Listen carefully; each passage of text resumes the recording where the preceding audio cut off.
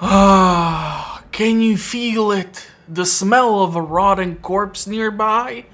Well, if you are considering picking up Dying Light 2, I suggest you to light up a scented candle and follow along the amazing experience from Techland, as it took a lot of years for us to get the sequel, and it's finally here, and well, if I'm being honest, I'm not impressed. Now look, when it comes to me doing reviews, I'm trying to be as objective as I can be, because at the end of the day, I am one of you. Well, maybe. I have a little more time invested into video games because my dating life is as lively as this walking corpse, but I guess I will try to break it down for you. Literally. Not Your Professional Walkthroughs channel presents. So if I were to judge the game in basic scoring system, my current rating after completing the game, which took me more than 40 hours because I did some side objectives too, the game would be at 6 out of 10. And it actually was 7 out of 10, but when I finished the game and saw how Techland decided to finish up the story of Aiden, I was like, even I can come up with better shit than this. So yeah, the story. Is it really that bad? Well, you are playing a character called Aiden who sounds really close to Troy Baker. But it's not Troy Baker. I guess spending all this money on Rosario Dawson totally screwed up their budget. And if I am being honest, I thought this whole time that Hakon or Hakon or whatever his name is was played by Aidan Gillen from Game of Thrones, but only after going over the IMDb page I found out it was done by this guy called David Bell, who, if you are not from Europe and have not seen the French movie District 13, which has actual parkour in it, you have no freaking idea who I'm talking about. Same as Aiden when he is moving around apparently Europe, looking for a place where his sister is meant to be. He has better chance of finding Slovakia or Moldova in Europe, but that is the story. And so when GRE is done conducting medical experiments on you because of the FEV virus outbreak, you are released by Vault-Tec into the wasteland of Boston so you can start looking for your missing relative. Wait, what? I mean, you are a pilgrim, which is sort of like a delivery guy for FedEx, in post-apocalypse, as Dying Light 2 is set 15 years after the original outbreak in Haran, and you deliver things from outpost to outpost or just travel between the last remaining surviving settlements until you reach Old Villedor, where shit hits the fan. And I mean it, because Techland has decided to go with a very long introduction to the game, which is part parkour tutorial, part foraging tutorial, and part combat tutorial. But it will take you at least 2 hours of your life to get to the point where you can finally start to explore the Old Villedor and try this parkour by yourself. Because Dying Light 2 is apparently as original as the Mona Lisa hanging in my cousin's living room. Or at least, he always says that that's the original. But of course, during all this unskippable BS, you get infected. So not much has changed from Dying Light, where you get bit at the start of the game as well. Seriously, why is it so freaking hard to make a zombie game where you are not infected or dying these days? But anyhow, you start to experience the parkour and the city of Old Villedor, and you're trying to find out where your sister Mia is. The funniest shit about the story, and don't worry, I won't spoil it for you, is that Aiden was experimented on by GRE as a kid, and when it was discovered, he was set free, and he has spent his life trying to find his sister, which, if you watch my playthrough, you will realize that the same as in the old horror movie called Cube from 1997, going to other places will only get you killed or infected. In Aiden's case, it's safer to, well, watch either my playthrough or the horror movie and you will get the reference, so I won't spoil it for you in this review. The story is really lacking something deeper. Sure, I mean, it's your relative, but similar to Fallout 4, where you are looking for your son and you end up spending years building settlements and dealing with other people's shit, the same will happen to Aiden, as despite you trying to remain neutral due to the stupidity, stubbornness, or greed, you get stuck in the local politics and fight for the control over the city, as you will discover that people are more dangerous than the majority of the infected. I'm not even going to go into the fact that you have spent 15 years looking for your sister already, and chances of you finding her are higher than my subscriber count. Therefore, if you decide to pick up the game and you do not want to have the ending spoiled, my advice is to do as much as you can in that one playthrough, from either finding all the inhibitors to doing as many side quests or parkour challenges as you can before you finish it, as I do not see myself really repeating the game just so I can side with another faction. Which brings us to another point of the game, the factions. Overall, there are two major factions who will be giving you a lot of work and whose internal troubles will pull you despite Aiden trying to remain neutral, as all he wants to do is find his missing sister. But because the bigger danger is not in all the infected that are roaming this world, but the humans that were cruel and tough enough to survive in it, you will have to make choices and side with either the peacekeepers or survivalists, and depending on how much you follow whose storyline, the final outcome will change the cutscene you will be watching, well, slightly, and during your stay in either the old Villedor or Central Loop, it will affect what you can find. Each faction will give you different bonuses. While survivalists are helping you get across easier because they are installing these trampolines or zip lines, peacekeepers will on the other hand create a much more hostile working conditions by installing car bombs, spike traps, and other bullshit which nobody cares about, as by certain time you will realize that looting the zombies in the game is a total waste of your time, as majority of them have zero items or money on them. So it's better for you to just go on and loot one of the many stores where the infected are hiding, which brings me to the loot, inventory, weapons in this game. And I have to say, there is a ton of stuff you can find in Dying Light 2, from pieces of outfit which if you assemble in the correct format, you are giving a build like tank, bruiser, archer, medic, each with different set of skills or buffs to support your playstyle, so you will never be bored. The issue, however, is that the game is not set up to reward you for having a higher rarity of weapon or clothing, therefore making the exploration pointless. It's set up so that when you are leveling up, you should make sure that the level of whatever you have will be going up, because you can find purple machete of rank 2, but if you get a grey broken shovel of rank 4, it will be easier for you to chop through the enemies with it. This has been therefore better executed in the original Dying Light, as you did not see the enemy having a level.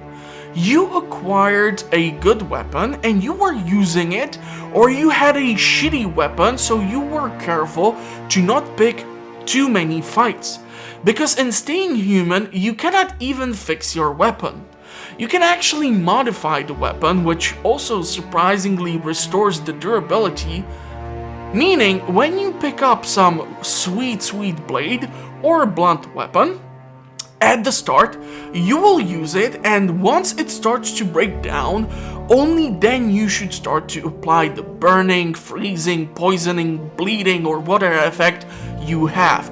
Which is just so dumb, because at the end, you will still lose the weapon, or, well, not lose it, you will actually change it for a new weapon which has higher ranking, and is brand new, and it does more damage overall, and sure, it might not trigger all those specific upgrades which you have installed, but the durability is there and higher damage output is there, and that is all that matters in Dying Light 2 at the end of the day.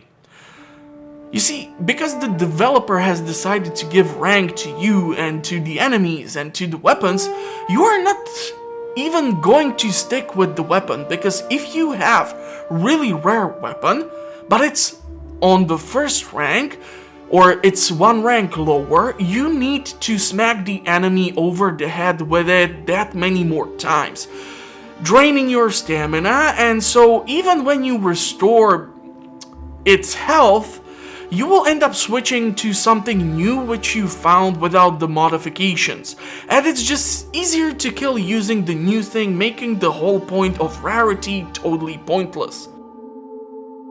Big problem which the ranking causes is that if you return to Old Villedor before a certain portion of the story, the zombies in Old Villedor remain with the low rank, and you still go up, meaning you will be one-shotting everything, absolutely removing any sense of danger or being overrun by the enemy, meaning you can be looting the stores at daytime even with the zombies inside. Just avoid the GRE anomaly hospitals. Volatiles are still assholes until you discover how easily they die with a single fire arrow. But back to the topic at hand. So generally, I have a couple of problems with how the looting and the looting locations are set up. So first of all, if you never played the Dying Light, you were able to actually get inside of some stores and you were able to loot them.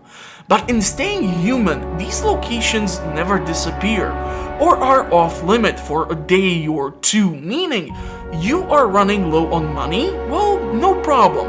You find yourself a shop which during day serves as communal housing for the infected, and at night, as everyone goes out to their favorite restaurant, the Human Brains, during this time, you are able to sneak in and keep looting the place over and over again. Sometimes you do not even need to go to sleep and wait for another night to get there. You just go far, kill something, come back, and whoop, everything is back and you can loot it over again. This I feel is a big problem for the game, as it removes the necessity for Aiden to be moving around the map. For example, once you clear out the easier part of the town, let's say bandits are inside of the building, you really are not forced to some other part of the town where there are wider streets or less rooftops for you to use for parkour. So if you screw up, a chase sequence by the infected would be initiated and you would need to find a shelter, which would be more dangerous and more hazardous. This is a hugely missed opportunity, and so eventually you will have a map full of discovered locations which you will ignore for the majority of the game because you simply came across enough shit just by doing this side mission or by following the main story. This should be reworked in order to force the player to discover the map, find some sort of side mission that way by running low on a crafting resource, and so let's say by clearing out one of these places, you would have the merchandise to either craft a weapon of your choice or exchange the goods for one which you will not break because you smacked one zombie one too many times over the head with the pipe you discovered somewhere, forcing you to move from part of a town to another part of the town where more dangers lie or there are not that many shelters. So staying out at night is that much more high risk, high reward, really making the player experience that feeling of almost jumping out of their chair as they watch Aiden to climb up on the wall and trying to escape the zombie horde.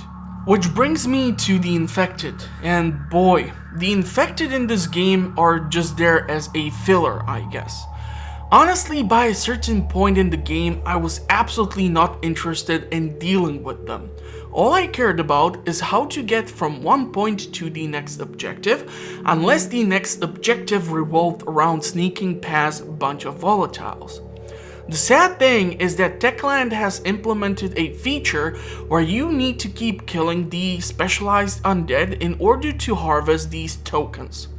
These specialized infected tokens could then be turned in a shop to upgrade your gear for it to be better at killing things. Wait, what? If I'm able to fucking kill a bunch of zombies already by either using a Molotov, which apparently you cannot because the Molotov cocktail will not burn long enough to deep fry our undead friends, you will be able to upgrade the Molotov and yay! You will be able to make more powerful version of one of the many things you already have access to, which still cannot kill the zombies, just give them a really bad suntan. Seriously, I barely upgraded just about anything due to the fact that at the start there is so much chamomile and beehives for Aiden to craft bandages, but where does he take the fabric onto which he applies the honey and chamomile?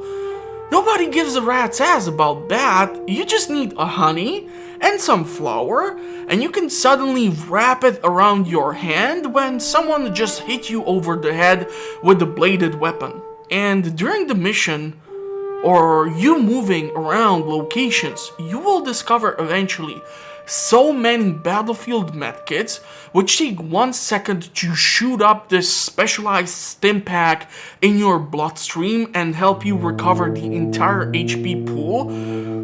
All this foraging becomes quite pointless.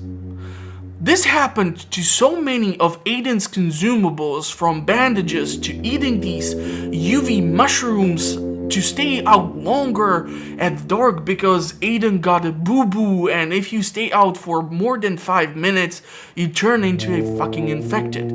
So you will be using inhalers or not even using them because there is a UV flashlight fucking everywhere, and you will be giving these inhalers from other people, which is probably highly sanitary, which allows you to stay outside longer.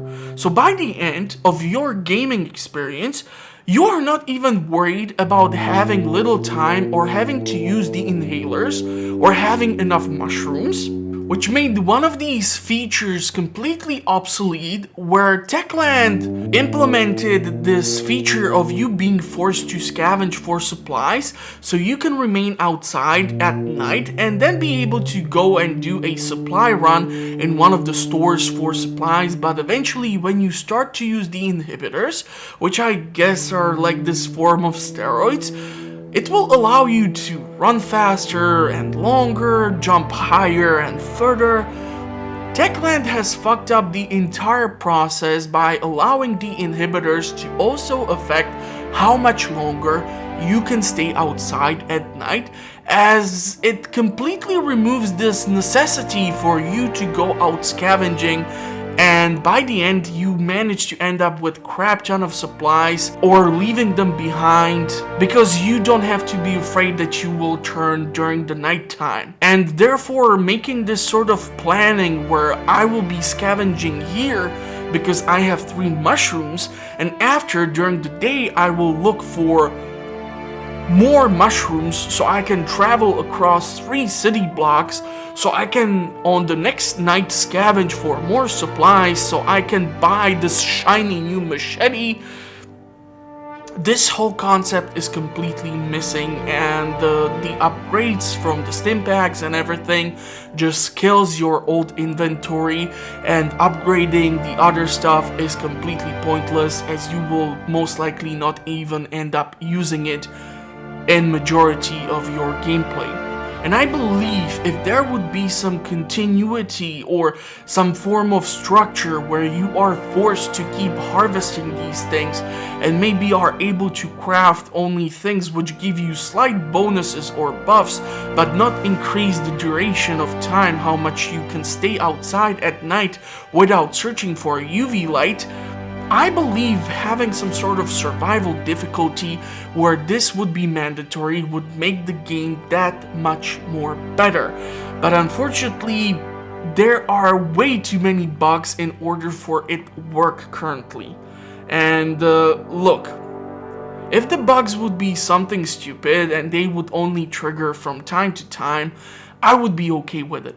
Problem is, Dying Light 2 has bugs in probably every aspect of its game, and that I cannot excuse. I mentioned you collect tokens from killing specialized infected to upgrade your shit, correct? Well, unfortunately, you will find it that most frequent special infected, the Howler, is buggy as hell. Because your goal is to kill it from a distance so it will not start to scream and attract other infected to your position and initiate the chase sequence. So you will be able to use plenty of things even in the early game, but you will quite a lot of times end up with the Howler just standing there, and any additional attacks or projectiles will simply go through its body without you receiving that specialized infected token. Then we have the spitting zombies, and I do not care what they are called, they are the spitters, and boy do they know how to spit that loogie. I shit you not, either the developer had zero time to fix this, or they were watching way too many Mandalorian or Book of Boba Fett lately, but the zombies shoot a projectile in a straight line without any gravitation applied to the projectile. I was hit by a zombie from another skyscraper in the central loop from like 2 to 3 floors lower than me because it was at the edge of the skyscraper and it saw me, I guess. And once during a chase sequence, in order to escape, I actually jumped into the river to swim away, and I think 2 infected looking like volatiles stood at the edge of the river, and they were able to keep hitting me with their spit even when I was more than 100 meters away from them. And these are just some of the fucking bugs in the game bound to the infected themselves. When it comes to the map, you can drop through the floor and fall under the whole map and die. When you have to create a safe zone by activating a windmill, because in 15 years since zombie apocalypse, some idiot was only able to build it on top of a rooftop of a building but decided to leave it not working because Ubisoft has removed towers in Far Cry, so Techland will bring them back. And even the scaling of the windmills is buggy. I had literally came into a bug where I jumped onto a bar, and the bar was meant to keep going up and down, allowing me to bring Aiden to this ledge onto which he would be able to jump onto and climb up. But when he grabbed onto the bar, it was just stuck in the air because I guess Aiden is too fat or something. And the worst thing is when you somehow manage to finally liberate the fucking outpost, even the cutscenes are buggy. I honestly lost count of how many times I saw a cutscene where people move into the place to turn it into an actual outpost, because other Polish developer has done it in the Wild Hunt many years ago, a little bit better. And there is a dude floating in the air using a hammer on nothing. It's like that meme where you pretend to work when boss shows up. Also, if the windmill is protected by the renegades, which is like this third faction in the game, they tend to remain in the outpost. They are incorporated into the outpost, either by being locked in a cage with goats and chicken, or trying to warm their hands by holding their hands in front of them over a fireplace which was removed or moved away during the settlement's construction. Or there's a dude in a field of wheat practicing swinging his machete, making you wonder if you are watching The Gladiator with Russell Crowe. The next bug, which a lot of you will experience, is when you will be looting the armed convoys. So these places are filled with the infected no matter if it's day or night, and I came across a lot of time, a specific situation where I managed to kill the specific infected in these hazmat suits, and you need to be careful as they carry this tank of oxygen or I don't know what on their back, and if it explodes, it makes a noise, and that noise attracts more infected into the place. Well, I was able to clear out a bunch of these military points and kill all the infected without triggering this explosion. And then I started to do the lockpicking minigame, and after I was done, the explosion sound was triggered out of nowhere, suddenly raising a bunch of undead and attracting them to my location, as if there is some sort of delay or the game is preventing you from looting the place because you are too overpowered or something like this. It just totally screwed up, and it will make you not do the military drops, and you will be avoiding them because you already killed like 30 zombies.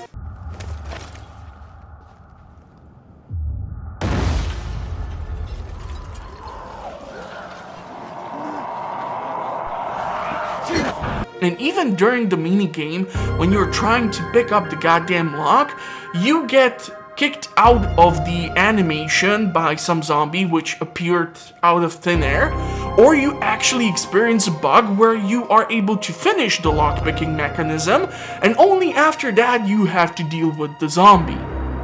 There are just too many things which need to be fixed and adjusted in order for this to be a solid fucking zombie game, and that is why I'm giving it the rating that I'm giving it to. 6 out of 10. I honestly cannot recommend you going out there and spending your hard-earned money right now for the game, because $60 or euros or whatever currency you have is just way too much. Is the game fun? Yes. But how much fun? Well, depends on how much time you are willing to spend hunting down the inhibitors, the side quests, and looting the stores over and over again just to find that super rare weapon you got, and which will become obsolete in a couple of moments because the zombies are 2 ranks higher or something. Due to all these things, I will suggest for you to wait for either a Steam sale, or in case you are on PlayStation or Xbox, to use one of those game passes and rent the game. As sure, Techland has promised 5 years of support for the game, but considering how stupid the majority of the DLC was for Dying Light, like driving cars around an open map, totally killing the parkour aspect which made the original game so much fun, I just don't know what to tell you. Chances are the price will be held at $60 or euros or whatever currency for a while, since the game is out for what, like a month? So if you will want to find a discount on Steam, you might have to wait till maybe summer or even fall sale. You see, sometimes games, when they are released in the start of the game, they tend to hold their monetary value until the end of the calendar year. So seeing something like 10% discount on Steam might not even happen this year, or might happen during the winter sale or Christmas sale, so you will have to keep an eye out on it. You know what? You can put the game into your wish list, and Steam will actually send you email notifications when the game is on a discount. This is how I keep track of games which I want to get or which I want to cover on the channel anyhow. I don't have a time to go daily over the games and see if they are discounted already or if they are still priced at a certain point which I'm not willing to pay for them. So that will be it from my side. I'm thankful you were able to sit through this and listen to me complain about the game, and I have not even gone over certain things, like there being one more faction, which are the renegades, who are like the bandits, who can apparently somehow take over the place too, which I have zero fucking idea how that is even possible. And when you get to the actual renegade base, it's not even just like the renegades. There are children, women, and they are not like some crazy tribe from Mad Max or Fallout. or something like that, but they're actually normal people who are doing farming and trying to survive. So how would you explain how are they able to then go out and try to freaking use mortars in order to bombard the fisheye or other stuff? It just doesn't make any sense. And then there is the horrible stupid twist at the end of the story, and the final boss battle is not that great, and I don't know. I believe Techland might be able to redeem themselves eventually, in a few patches. I really wish they would not focus on the free DLC where you can get some outfit, but more on fixing their game. And I would like to know in the comment section about your opinion about the story. Did you struggle with the parkour, or was it just me? Did you experience any entertaining bugs during the game? If so, what were they? Do let me know, and I will be more than happy to read all about it. But most of all, make sure to subscribe and give the video a big thumbs up, as this is apparently the only way I will be able to reach out to a whole lot more of you and create even a bigger community around the channel. Thank you all for watching. I will see you all at the next one.